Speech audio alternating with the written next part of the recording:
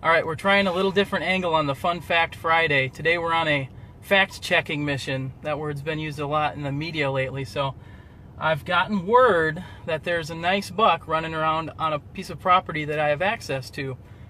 So I've had my cameras on the complete opposite end of the property, and the farmers actually were combining these cornfields, and they said there's a buck that has more points than the number of fingers that they have, so they couldn't count them all. So I have not seen the deer. I have no idea if he really exists or if they're just pulling my leg. So what we're going to do is put a trail camera down along this corner and pour a bag of supplement out, figure out if he's in the area still, and hopefully get some good pictures for you. So let's just roll down to the edge of this cornfield here.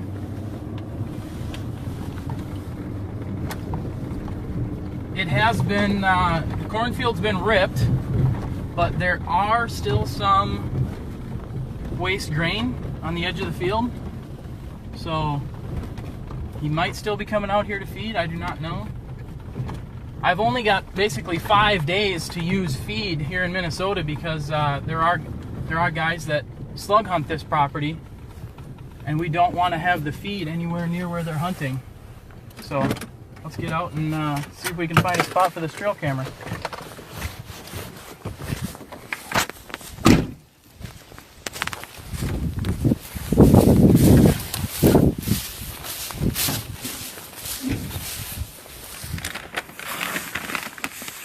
Alright, so I just got a bag of this Supplement 365.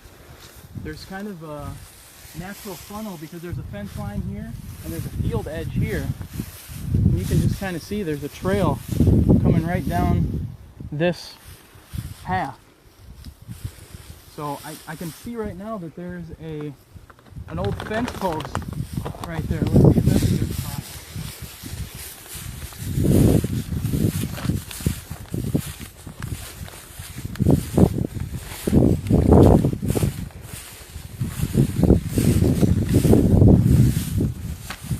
Right in there.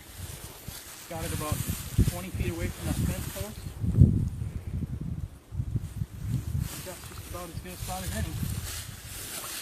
The trick is going to be getting this trail camera small enough to hang onto this fence post.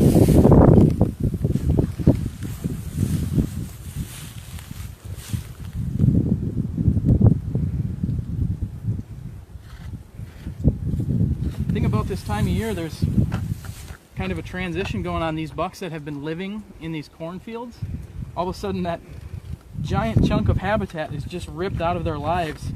So we're going to capitalize on that and try and get him to stay in this area. So my fence post is only allowing me to go one direction with the camera, so we're going to have to go like that. Got a question from a viewer. What trail camera are you using?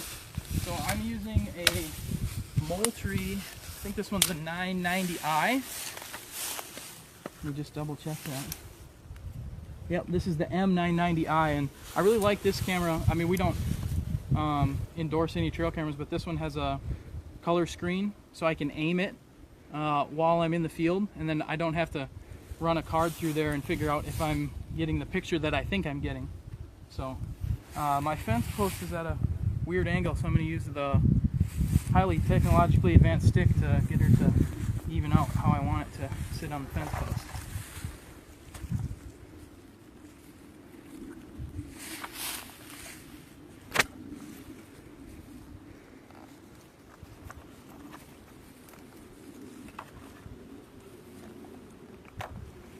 Another question, what state are you in?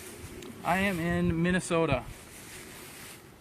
And just a quick tip, you can use the bright orange bag when you have a camera like this to help you aim.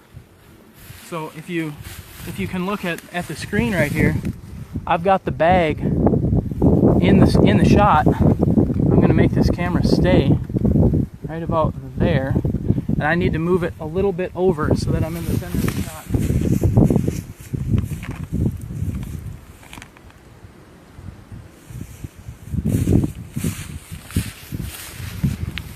So that looks good right there. I'm also thinking about direction. I don't want to face the camera straight west or straight east, especially in the mornings and evenings. I'll get that really bright sun glare.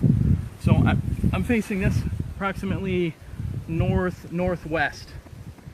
So I think we're in a good spot right where we're at. I'm gonna make sure I've got the right settings on the camera.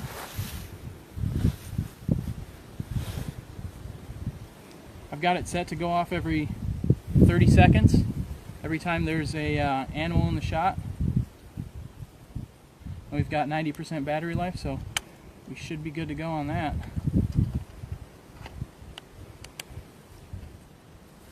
Now I'm just gonna pour the feed out.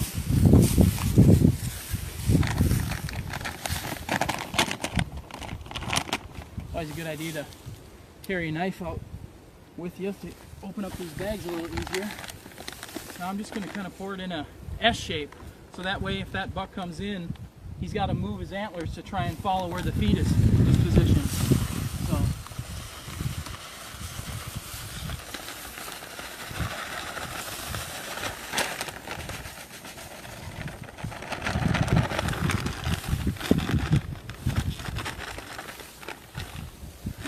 Smells good.